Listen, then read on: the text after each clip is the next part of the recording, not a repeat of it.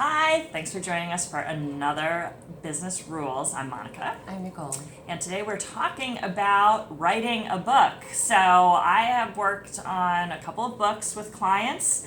It's a fun process, it's a hard process. Yes. And I've just got 5 quick tips that'll help you get started and keep the process going, right? Because it can be really intimidating once you get started. You're like, oh my God, what the hell am I doing? And just, Well, I walk think away. it's getting, like, a lot of us have ideas and we get started. Like, I've started, if I say half a dozen, that might be, but like, you get this idea and it's like, wow, that's really fun, and it consumes me for 2 days, and then I'm like, Yeah. on to something else. To keep the momentum going, Yes. right? That's the trick.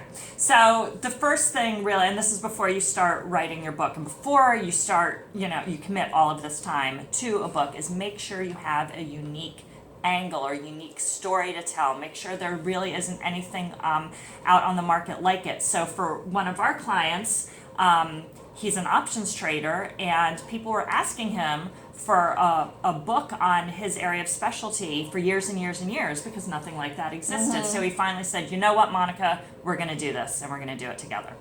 And that's important. And on some hands, it is your unique voice that's going to have, like, we know there are sometimes that there are stories that can be told a different way. Your voice, your spin will help it, but it certainly helps, especially financially and with sales, commercially, is if you can differentiate yourself clearly for those that don't know you and don't necessarily know your voice. Exactly. All right, so now to keep that momentum going once you start, like, put together an outline, like really break it out into chunks. So this options trading book has like 18 chapters, which sounds kind of ridiculous, but it really, it makes sense when you read the book, but it really broke out the content in a way that made sense and that was doable. Doing one chapter at a time is so much easier than thinking, oh my God, I have to write 225 pages of words, So really, the more you chunk it out, the better.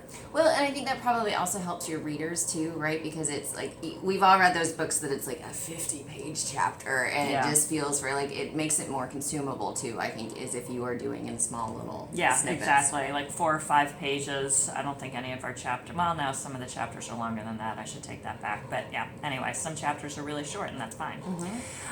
Okay, so next up is to put together a timeline and a schedule that works for you. I mean, be realistic, because if you're not realistic, you're going to overwhelm yourself and you're going to get angry, and you're going to want to like chuck your manuscript, which is in your computer, which means your computer across the room, and you don't want that to happen.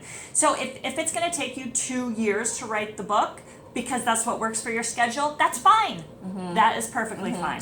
You know what's interesting? Like, I love the schedule, but I think one of the great things, or maybe to say you really need to do once you have your schedule, is you have to dedicate that time, right? Put it on your calendar, I'll do that. And what a lot of us do is we say, oh, well, I'm supposed to do this for me, for my marketing, for my writing, for whatever. Oh, but I need to do something for a client, or I need to do something, or my kid is, whatever, like, you would reschedule the client, but you don't always reschedule your own time. So you have to actually... That's a whole nother video. That is a whole nother video.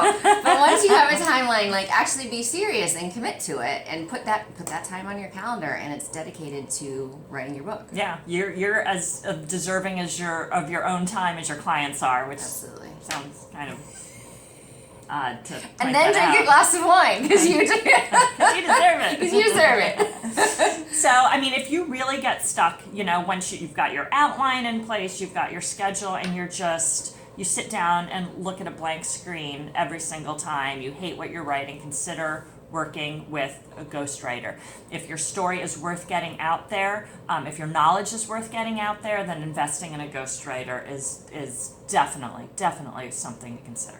Well, it not only will keep you on track, right? When you're actually paying somebody and you have somebody waiting for you, it's going to do that. There's also a lot of people that, like, they have fabulous knowledge, but they're just not writers. Yeah. And so sometimes, like, somebody that can mimic your voice, but craft it into a story, and also pull out the things, because sometimes, I mean, Monica and I have signals for when we keep rambling and to shut up and move on, right? And so the thing is sometimes maybe you do ramble, and an outside voice, whatever you want to say, with a ghostwriter can help narrow in on things that are actually really relevant. Yeah, they'll keep you going in a straight line down the sidewalk instead of zigzagging all over the damn place.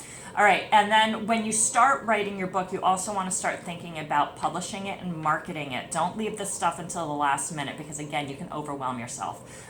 There's a lot that goes into publishing, especially if you're self-publishing, but also if you're going to work with a book agent, in a major publishing house. It's not just writing the book, but then it's actually launching it out into the world, that you start working on that at the same time that you're writing.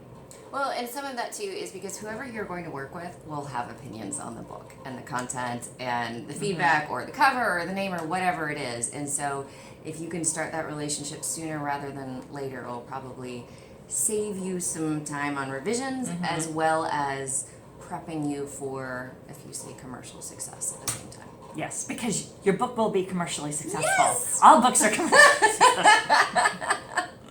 Anyway, just kidding. Thanks for watching, and we will see you next time. Bye.